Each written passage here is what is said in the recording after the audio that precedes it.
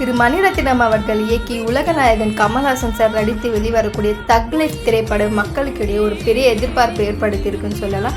After நாயகன் இவங்களுடைய combo திரையரங்குகளில் ரிலீஸ் ஆகிருக்கு. மக்கள்கிட்ட ஒரு பயங்கரமான எக்ஸ்பெக்டேஷன்ஸோடு இருக்காங்க எல்லாருமே. அது மட்டும் இல்லாமல் ஏஆர் ரஹ்மான் சாரோட மியூசிக்கும் இந்த படத்துக்கு ஒரு பெரிய ப்ளஸ்ஸாக இருக்கும்னு எல்லாராலையும் எதிர்பார்க்க முடியுது. தகுன்றதோடைய மீனிங் பார்த்திங்கன்னா ஒரு முரட்டுத்தனமான ஆள், சட்டத்தை மீறுபவன், ஒரு கேங்ஸ்டர், இது போலலாம் மீனிங் இருக்கிறதுனால இந்த நேமை ரீநேம் பண்ணி ரிலீஸ் பண்ணணுன்ற மாதிரி நிறைய மக்கள் சொல்லிகிட்டு இருக்காங்க. ஸோ இதை ரீநேம் பண்ணி ரிலீஸ் பண்ணுறாங்களா இல்லை இதே நேமில் ரிலீஸ் பண்ணுறாங்களான்றது தெரியல. பட் இந்த படம் மக்களுக்கு கண்டிப்பாக ஒரு விஷுவல் ட்ரீட்டாக இருக்குன்றதை நம்ம நம்புவோம்.